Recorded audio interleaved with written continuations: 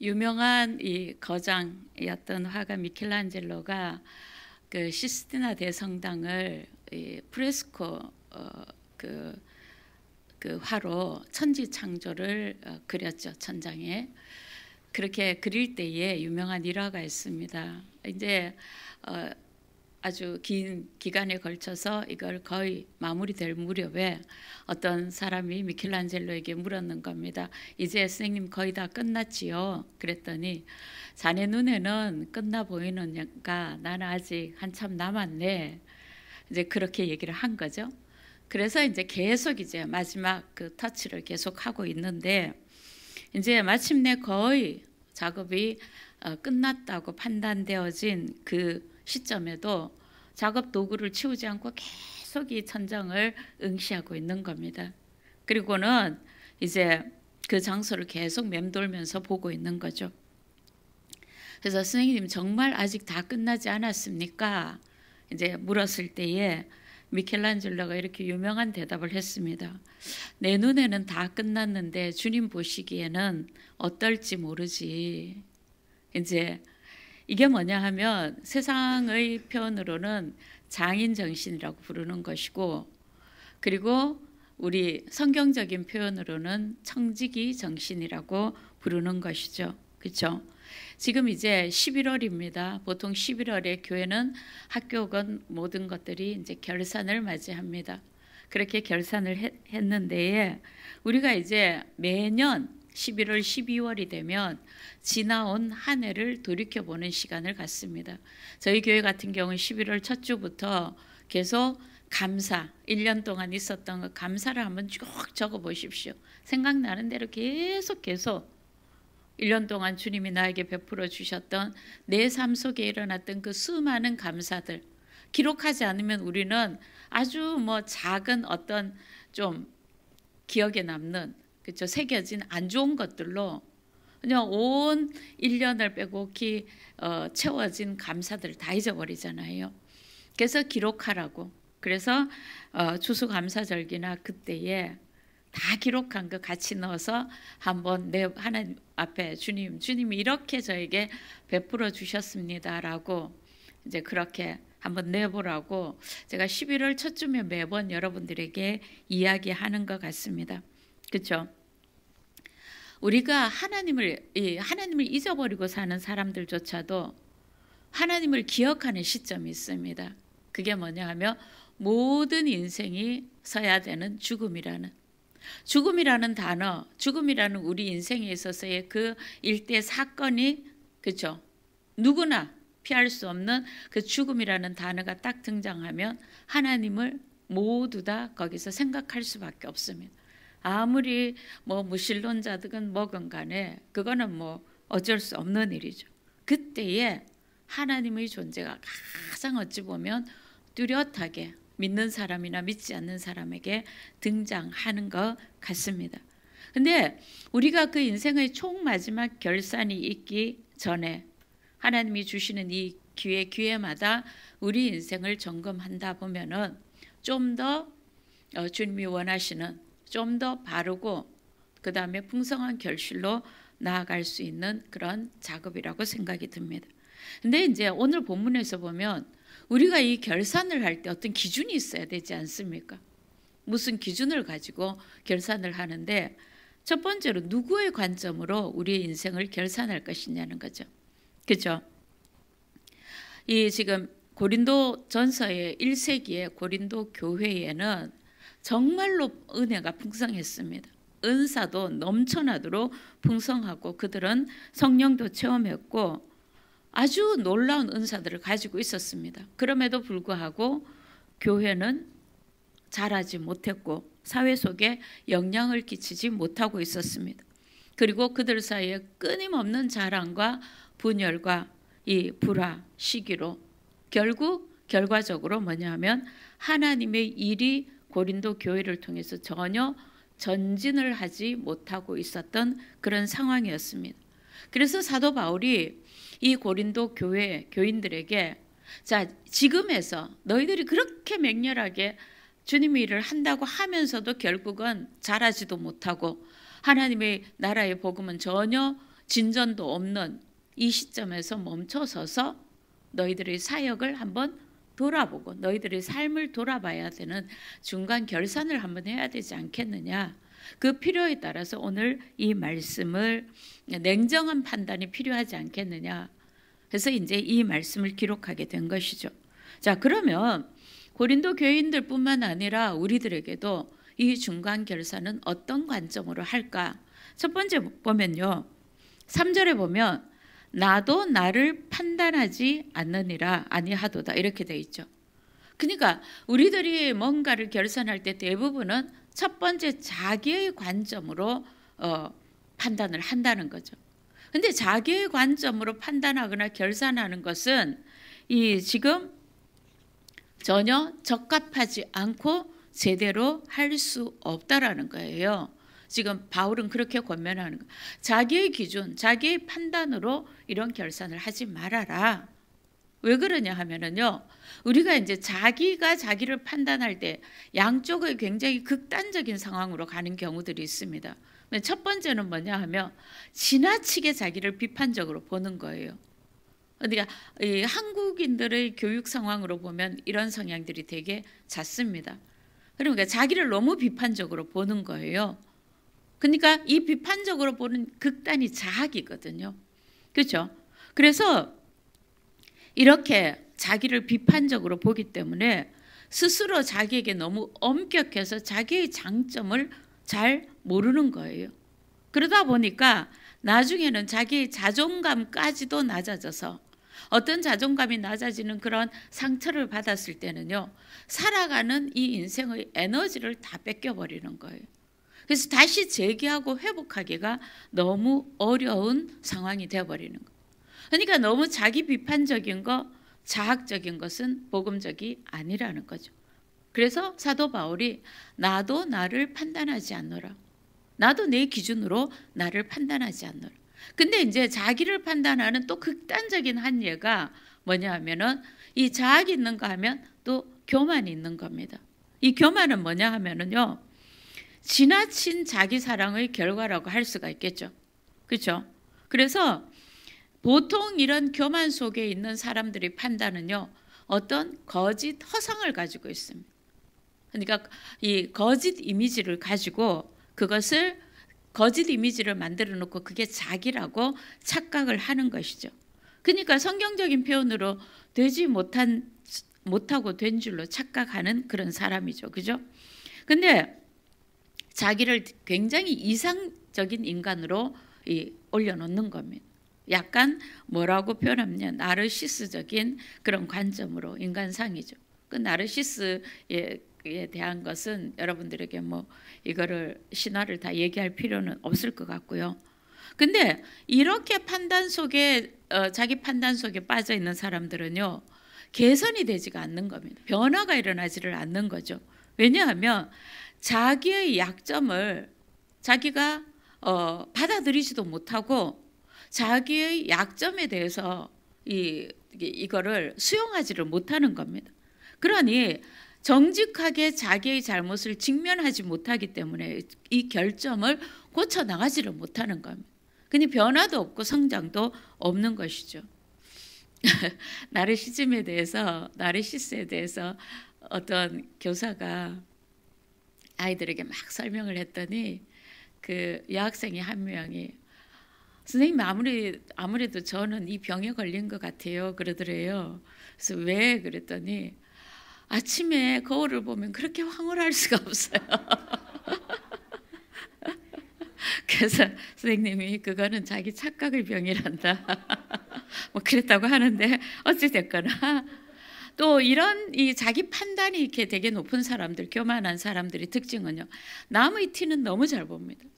근데 자기 잘못을 인정을 못하는 것이죠. 자기 눈에 들보는 보지 못하니 이런 사람들은요. 잘하지를 못하는 겁니다. 변화가 되지 않는 거죠. 그러니까 이제 사도 바울은 나도 나를 판단하지 않노라. 그러면서 4절에 보면 뭐라고 얘기를 하냐면 내가 자책할 아무것도 깨닫지 못하나 그러나 이를 인하여 의롭다함을 얻지 못하니. 이게 무슨 말이냐면 사도 바울이 자기가 자기를 되돌아보고 판단했을 때에 내가 스스로 자책할 어떤 게 없다는 거예요. 그만큼 맹렬하게 예수 그리스도의 복음과 하나님 예수 그리스도를 향해서 이 사람은 살았다는 거죠. 그러니까 그만큼 자기의 의도를 살펴봤을 때에, 자기가 한 행동들을 봤을 때에 주님 앞에서 크게 그때그때 회개를 하고 해서 자책할 것이 없다는 거예요. 그렇더라도 내가 나를 판단해서 자책할 것이 없다 하더라도 그것이 예수 그리스도 앞에, 주님 앞에 섰을 때에, 하나님 앞에 섰을 때에 그것이 나를 의롭다 할 수 있는 것은 단 하나도 없다는 거예요. 지금 내가 하나님 앞에 서서 내가 그렇게 살았기 때문에 내가 의롭지 않습니까? 할 수 있는 근거는 하나도 없다는 겁니다. 이 말은 무슨 말이냐면, 우리들은 우리 스스로 자기를 판단할 때, 자기 주관적으로 자기를 판단할 때 얼마나 오류투성이고 심각한 오류를 일으킬 수 있는 사람이라는 것을 지금 바울은 우리에게 상기시켜 주는 거죠. 그러니까 내 인생을 나의 판단, 나의 관점으로 돌아볼 때에 그 판단, 그 결사는 굉장히 위험하다는 것이죠. 그렇죠. 바람직하지 못하다는 겁니다. 자, 그 다음에 두 번째, 사도 바울은 그렇다면 다른 사람이 나를 보는 그 관점, 그것으로 나를 판단한 것도 바람직하지 않다라고 이렇게 결론을 내고 있습니다. 여러분, 그런데 우리가 여기 중요한 것은 이웃이 아니면 친한 벗이 나에게 대해서 이야기를 해주는 충고라든지 이런 것은 귀담아 들을 줄을 알아야 됩니다. 그렇죠? 성경 곳곳에, 특별히 구약이나 잠언에 보면은 이 충고의 유익성, 그 충고를 들을 수 있는 귀가 얼마나 행복한 귀인가, 그 사람이 얼마나 복된 사람인가에 대해서 성경은 계속 이야기를 하고 있거든요.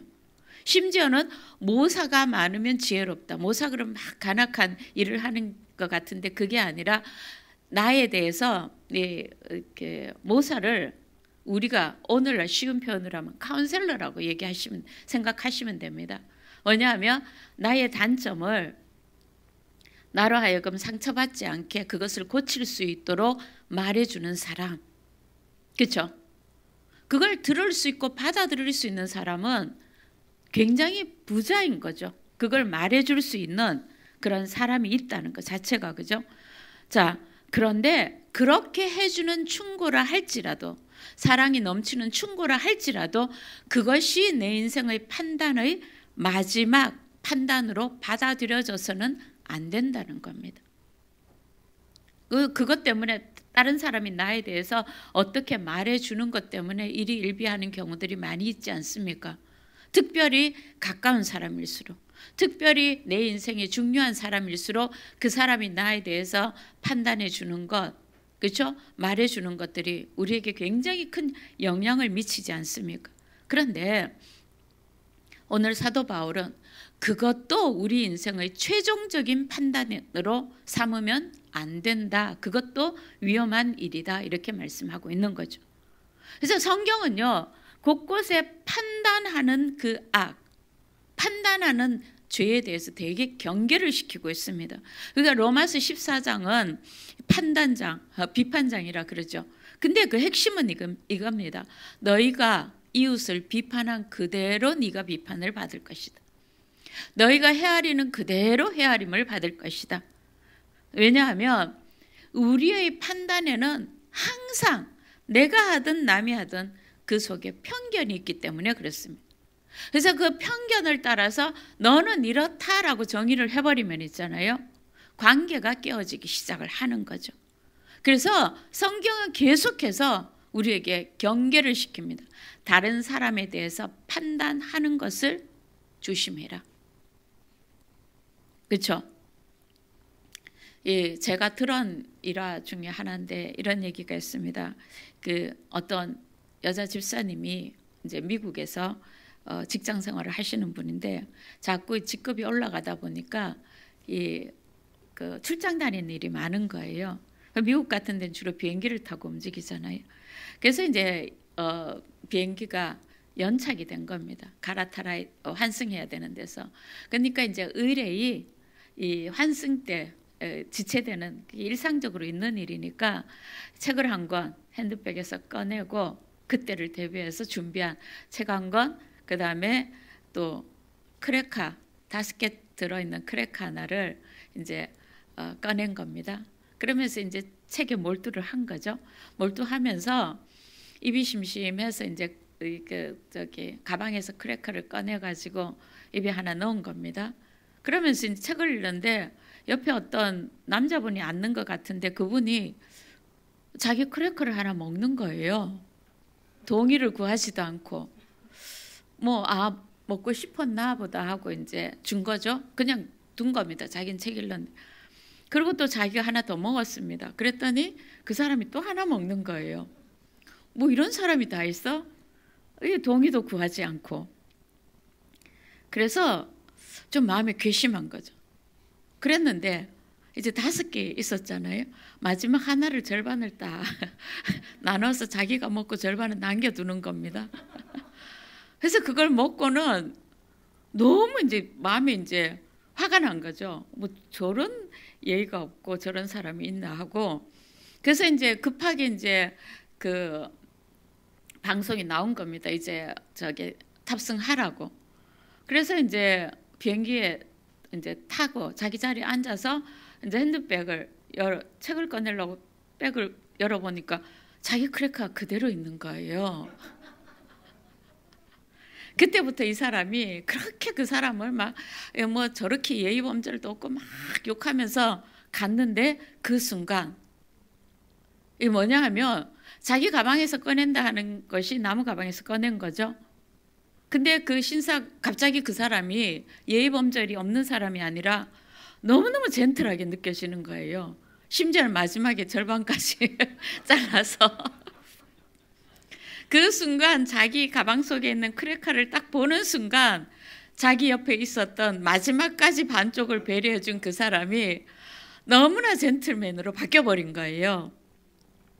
이런 식으로 우리는 있죠. 우리가 판단하고 있는 것들이 확실하고 내가 경험한 거라고 내가 눈에 본 거라고 하지만 이렇게 우리는 이 판단의 오류를 얼마든지 할 수가 있다는 겁니다.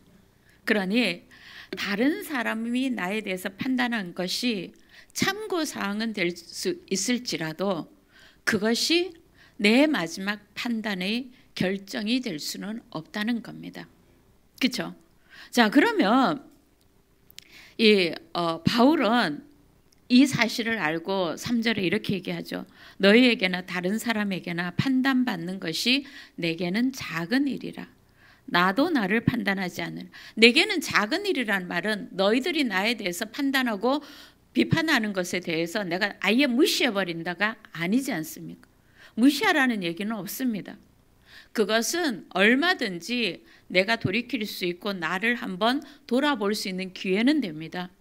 그렇죠? 그걸 무시하라는 말을 한 적은 없습니다. 그렇지만 그것이 나에 대해서 결산하는 최종 판단은 될 수가 없다라는 것이죠. 그렇죠? 이웃들이 내 일을 최종적으로 결정하게 해서는 안 된다는 겁니다. 그렇다면 우리 인생을 어떤 관점으로 판단을 해야 될까요? 이 4절에 나옵니다. 뭐냐 하면 다만 나를 심판하실 이는 주시니라. 뭐냐 하면은 주님의 관점으로 우리는 우리 인생을 한번 봐야 된다. 결산을 해봐야 된다는 것이죠. 우리 주님의 관점 이러면 여러분들은 뭐부터 생각납니까? 감시하는 검사 같은 이미지입니까? 아니면 나를 사랑하셔서 눈에서 꿀이 뚝뚝 떨어지게 나를 바라보시는 주님의 눈이 먼저 떠올라집니까? 주님의 관점으로 나를 판단한다 이럴 때 여러분들은 뭐부터 떠올라집니까? 예, 후자가 먼저 떠올라지는 분들이 복음을 알고 누리는 분들입니다. 그렇죠? 사랑하는 주님께서 우리를 바라보시는 그 관점으로 우리 인생을 판단해 보라는 것이죠. 그렇죠? 그러니까 다만 나를 판단하실 이는 주시니라. 그렇죠?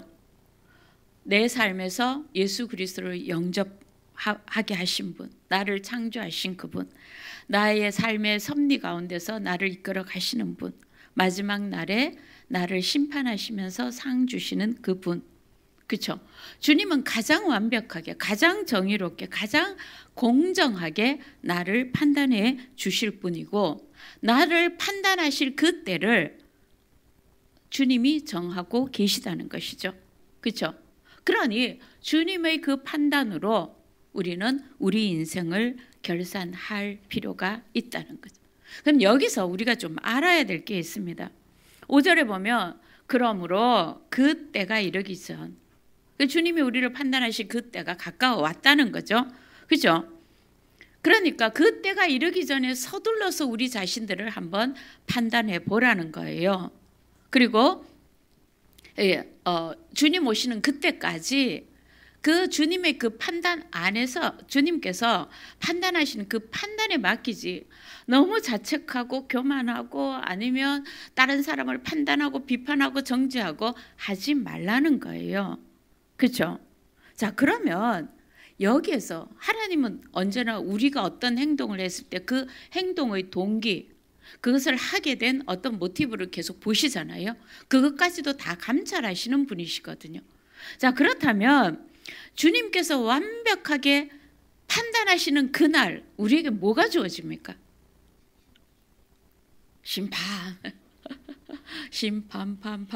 아니고 오늘 본문대로 보면요, 칭찬이 있으리라.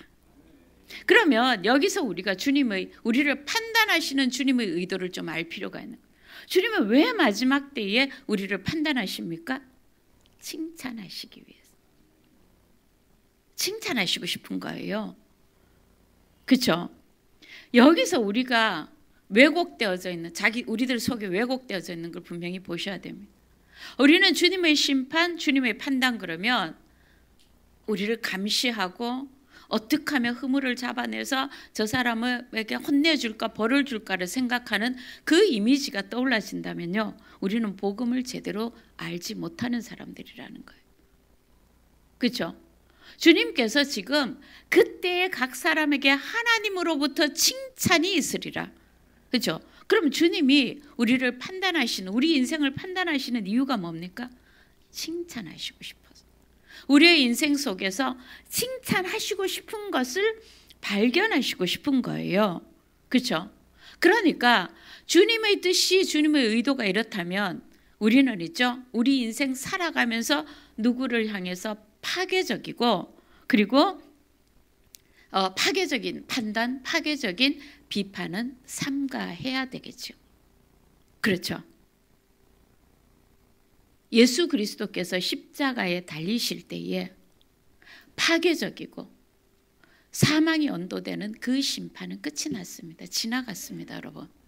예수 믿는 사람들에게. 그렇죠? 그리스도 예수 안에서는 결코 정죄함이 없느니라. 이게 진짜 우리 속에 있어야 되는 거예요. 우리가 의외로 우리 머릿속에 알고 있는 지식이 내 가슴 속에서 깨달음이 없고 내 삶 속에서 실질적인 삶의 원리로 작동이 안 되는 게 너무나 많습니다. 그래서 삶의 언어들은요, 복음을 그렇게 잘 알고 그렇게 잘 가르치는 사람조차도 그 삶의 언어는요, 복음적이지 않다는 거예요. 율법적이라는 거예요. 그렇죠? 자, 여러분 요한복음 5장 24절을 보면은요, 예수님께서 이런 말씀을 하셨습니다. 내가 진실로 진실로 너희에게 이르노니 나 보내신 이를 믿는 자들. 그렇죠? 그러니까 예수 그리스도를 믿고 하나님을 믿는 이 사람에게는 세 가지를 약속하십니다. 첫 번째가 뭐냐면 나 보내시는 이를 믿는 자는 영생을 얻었고 영원한 생명, 죽음이 없는 영원한 생명을 얻었고, 두 번째, 심판에 이르지 아니하나니. 이때 심판은 뭡니까? 영원한 지옥으로 가는 그 심판에 이르지 아니하겠고, 사망에서 세 번째, 생명으로 옮겨졌느니라. 뭐라고요? 예수 그리스도를 믿는 사람들에게는 영생을 얻었고, 이미 두 번째는요, 심판에, 하나님의 심판, 영원한 죽음으로, 영원한 지옥으로 가는 심판을 이르지 아니하겠고, 사망에서 생명 가운데로 옮겨졌느니라. 하나님의 그 생명 가운데 살아가고 있다라고 말씀하는 거예요. 그렇다면 하나님께서 하나님의 자녀들을 왜 판단할까요? 칭찬하시고 싶으시죠. 이건 여러분 성경이 일관되게 계시록까지 나오는 겁니다. 그렇죠? 판단하는 의도는 칭찬하시고 싶어서. 베드로전서 1장 7절에 보면은요. 너희 믿음의 시련이 불로 연단하여도 없어질 금보다 더 귀하여 예수 그리스도에 나타나실 때에, 그렇죠? 마지막 때에 영광과 칭찬과 영광과 존귀를 얻게 하려 함이라. 왜 판단하신다고요? 칭찬할 거리를 찾으시는 거예요. 영광을 얻게 하기 위해서 찾으시는 거예요. 존귀하게 하고 싶어서 찾으시는 거예요. 우리 인생에서. 그러니까 주님께서 우리를 판단하시는, 결산의 때에 우리를 판단하시는 이유가 어디에 있다고요? 이 주님의 마음을 제대로 알아야 되는 거예요. 왜 판단하십니까?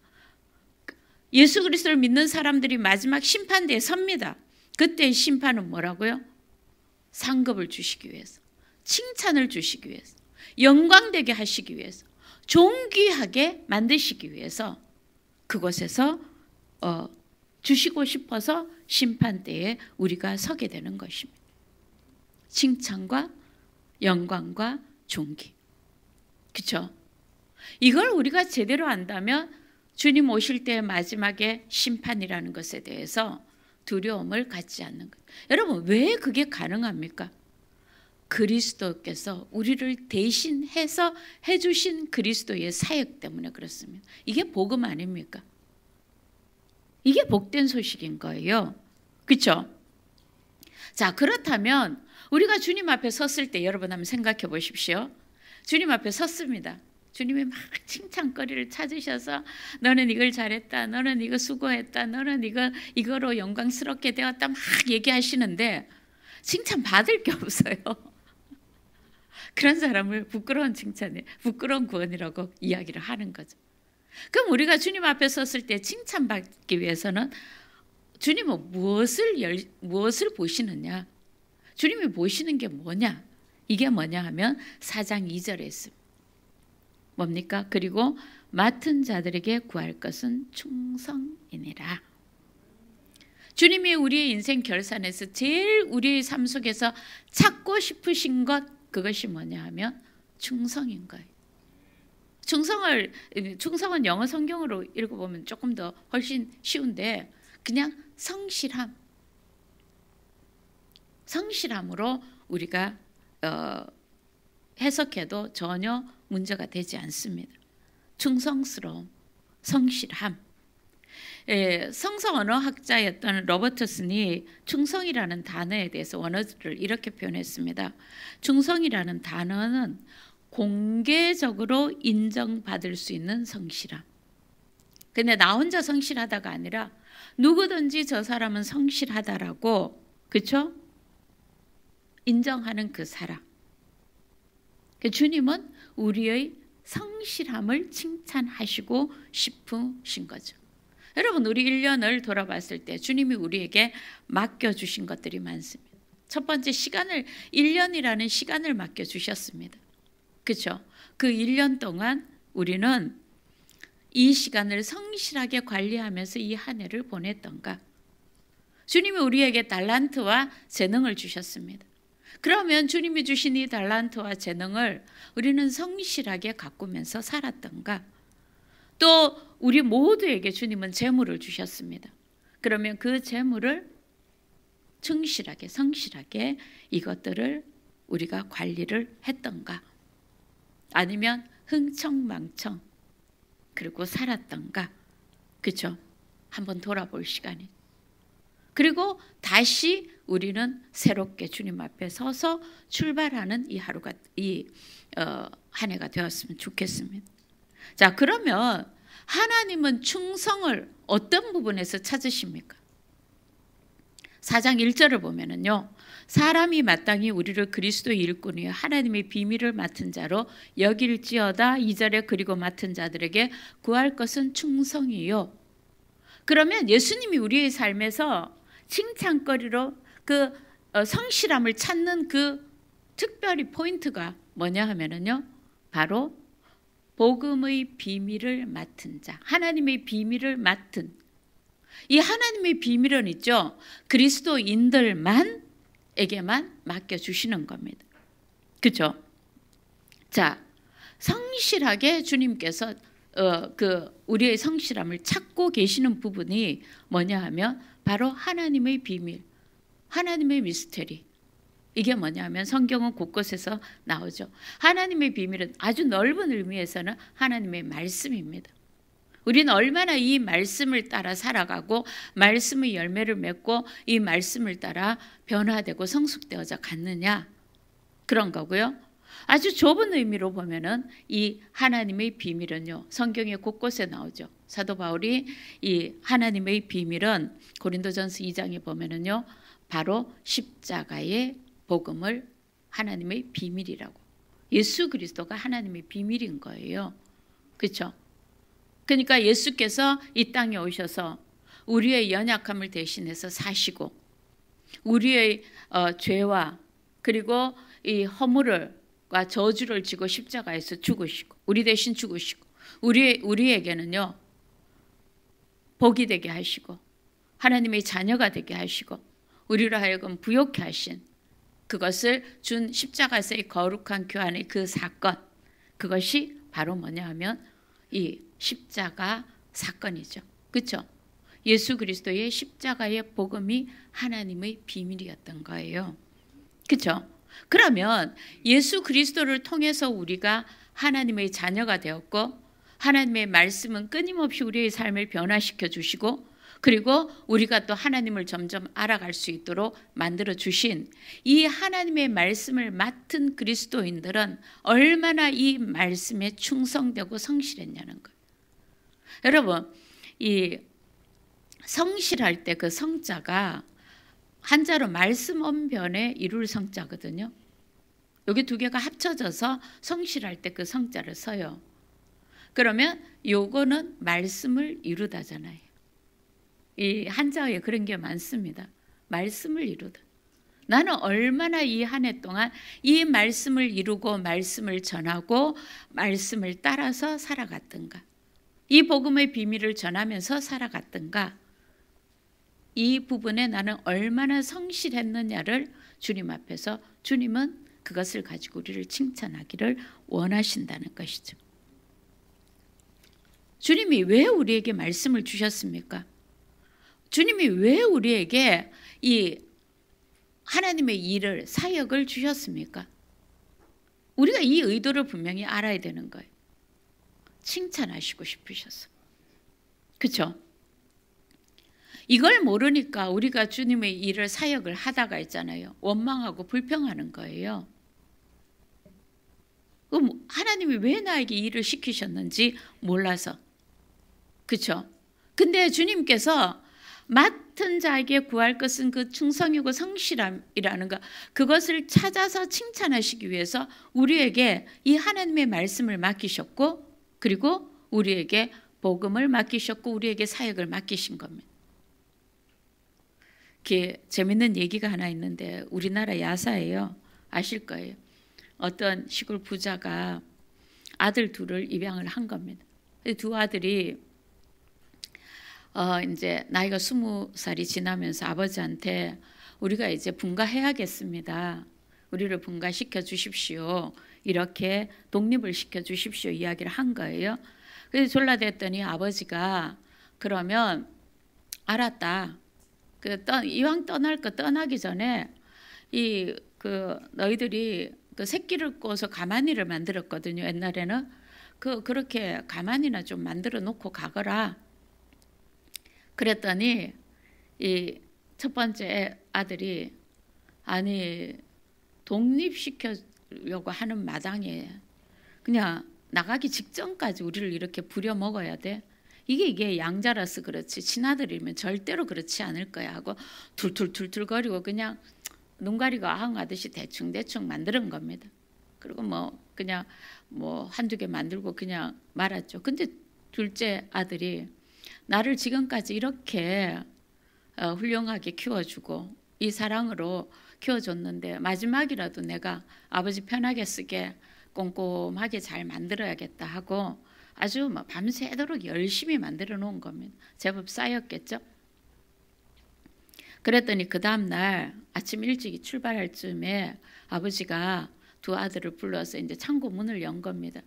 창고를 열어봤더니 그 은화가 가득한 겁니다.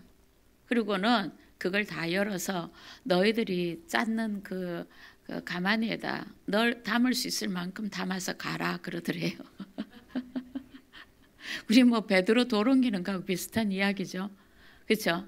그럼 이게 무슨 말이냐 하면 와, 돈 많다가 아니라 무슨 말이냐 하면 얼마나 후회했겠습니까? 불평하고 투덜거리면서 일했던 대충 일하고 말았던 넣으면 술술 빠졌을 거 아닙니까? 그죠?